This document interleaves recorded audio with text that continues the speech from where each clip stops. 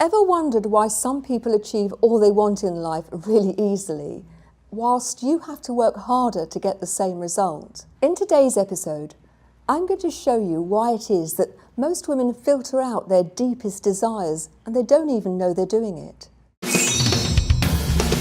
Every single person is powerful, perfect as they are. And I believe we all have a role to play in making this world a better place. My purpose is to help people step into their power. Hi, it's Gina again. Let me ask you, is everything as it seems? How often is your truth the whole truth? Look at the picture. I'm sure many of you have seen it before. What do you see when you first look? Is it the vibrant young woman with the flamboyant hat or the old crone with the hooked nose?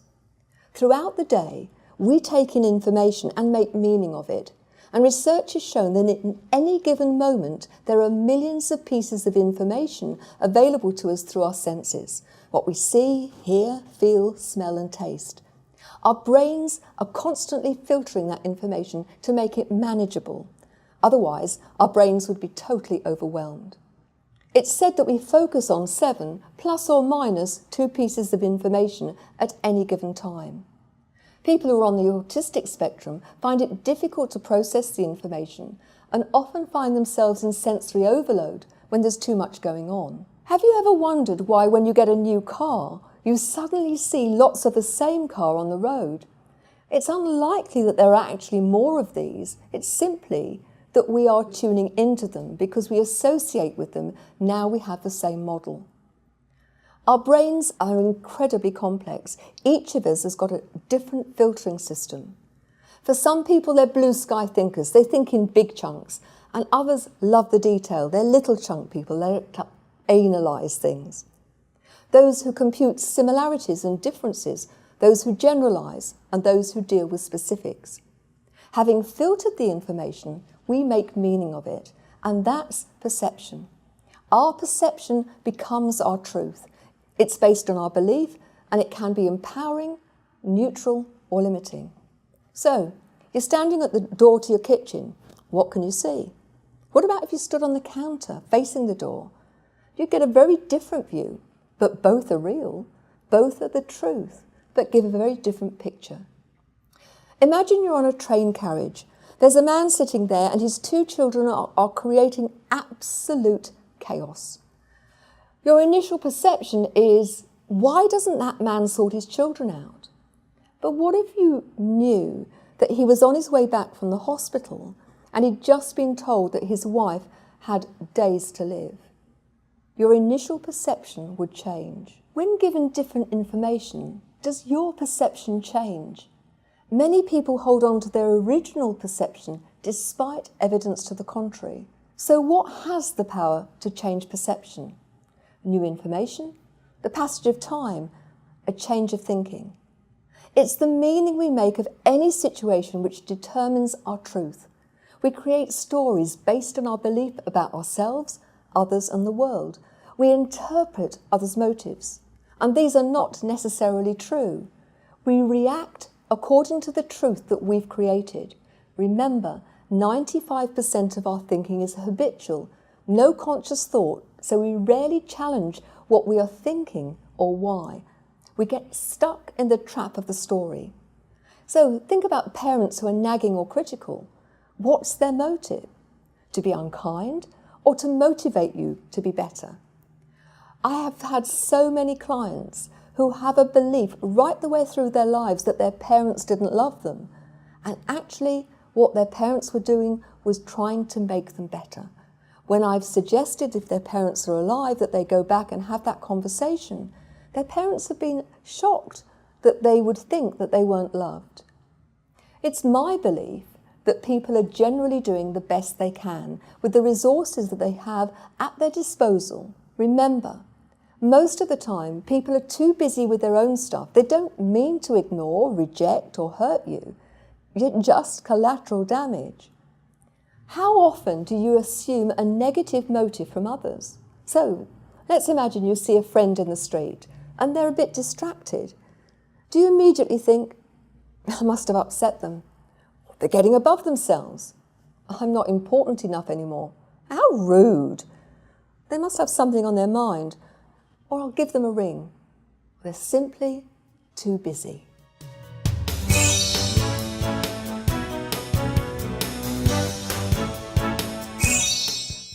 I'd like to share with you today a personal example of how a shift in perspective can make a real difference. Following the firewalk, we heard about that in the first episode, I took myself off to California to go on a course, my first adventure really on my own in the wheelchair. There were a lot of people there, about 3,000 people, and on the first day I arrived and my team leader said, there's a space been left for you in the back row.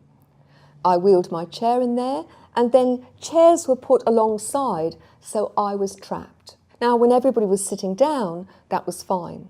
But anybody who's been to a Tony Robbins course will know that there's lots of leaping about and hugging and dancing and all sorts of things. And as soon as we shifted from sitting down, I found that not only could I not see anything, but actually I was being bumped and battered, and I was worried about other people banging into the chair and hurting themselves. At the first break, I went to see my team leader, and he said to me, "You're where you should be." So I left it, and all that day I got more and more upset and frustrated by being in a situation where I couldn't take part. Overnight I thought about it. Now, moaning about things and getting aggressive and angry is not my way. So the next morning I went to speak to him again. He went into how the President of America had been a wheelchair user. And I said to him, do you know what? That doesn't make any difference. This is my opportunity. I really want to make the most of it. And I'm trapped in this situation. I can't do it. He then said again, you're in the right place. And so I said to him, what I'd really like you to do is come and sit next to me just for 5 minutes. If you then think I'm in the right place, once everybody starts moving about, then I'll stay.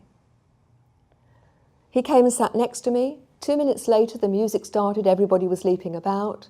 He looked at me and said, I'll move you. He recognised that his perception of how things were was very different to my reality. But it wasn't until he could experience my reality that he was prepared to shift his perspective.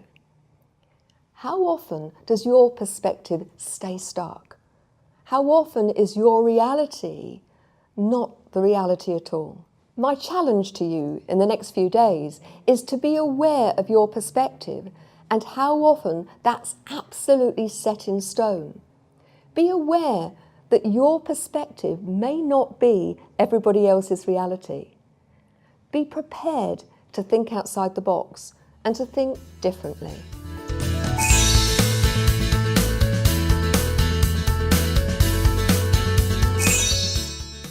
It's time again for the mailbag, and here are some questions about perception and motive. So, my parents were always critical of me. It made me feel really unhappy. How can I feel better about it? Parents so often get criticised for getting it wrong. It's hardly surprising, given the fact that they don't get a manual with each new baby. I believe that people are generally doing the best they can with the resources at their disposal. I've worked with so many clients who've struggled with the relationship they have with their parents. I want you to think about your own parents' upbringing, because very often there's a cycle which will repeat itself. For example, those who are shown little warmth and affection will often find it difficult to demonstrate it to others. It's quite common for their parents to have struggled with disappointment, missed opportunity, or poverty. Consider the possibility that your parents' motive may have come from wanting better for you, that their way of achieving it was clumsy. But could their intentions have been positive? If their parents are still alive, I suggest that clients ask them about their upbringing and what they wanted for them. Remember to use a neutral voice if you do it, and your body language is important too. Remember, we looked at that in the last episode. My clients have found this to be really rewarding, as almost without exception, their parents have talked about how they wanted the very best for them. Give yourself the gift of forgiveness. This is so important, and it's the theme of a later episode. So number 2, what can I do to ensure other people think well of me? Well, you can only do your best. If you consider that how you say things isn't always how it lands on the other person, remember they too will be interpreting things from their own perspective. Have a positive intention. Be kind and treat others as you would wish to be treated, and remember to treat yourself the same. Number 3, I worry a lot. How can I change my perception of things? Well, time often changes our perception. Something which feels monumental and too difficult to deal with becomes more manageable over time. There is a very simple technique which can be incredibly helpful. We've talked about my client with OCD in the case studies, but try the mountain molehill test that she found incredibly helpful. Let me remind you. Is it a mountain or is it a molehill? If it's a mountain, will it still be a mountain tomorrow? How about the end of the week, or the end of the year, the end of your lifetime? If you're going to downgrade it, why not downgrade it now? I'd like to leave you with 3 things which will make a positive difference if you implement them into your life right now. Remember, your perspective is not the only truth. It will be based on your beliefs and your interpretation. Even a small shift will make a big difference. Think about the guy on the train in one of the earlier episodes. New information, a shift of focus, the passing of time can all give us new perspective. If and only if we're open to reassessing the situation. Remember the song from the musical Oliver? I'm reviewing the situation. Don't take your habitual stance as gospel. Give yourself permission to challenge your thinking, and think about how the same situation can be interpreted in different ways. Number 2, motives go both ways, okay? They're not always what they seem, and recognizing that in your dealings with others, it's really important. Just as important is to recognize that others will be assuming motive from you too, and sometimes they'll get it wrong. Rather than getting cross or upset, keep an open dialogue going with them. Rather than blame, tell them, when you do or say whatever, in that particular way, I feel. If they're hurt by what you've said or done or failed to do, I suggest you might think about this approach. I'm really sorry if I've hurt, upset, annoyed you. It certainly wasn't my intention. I care about you or respect or love you too much, depending on who you're talking to. How can we sort this out? Remember, use your neutral voice and body language. No edge, no whine, no irritation. Finally, take full ownership for your actions or lack of them, your language and how you deliver what you say, and for your emotional well-being. The only person you're totally responsible for, unless you're talking about very small children, is you. When you make other people responsible for your happiness, your temper, your upset, or your success, you're handing them your power. You have to put up with what they're offering you, which is very likely to be different to what you really want. They then call the shots, and you become a victim. It's been a real privilege to be with you today, and I'm looking forward to seeing you in the next programme, where we will focus on the most important relationship that you will ever have, the one you have with yourself.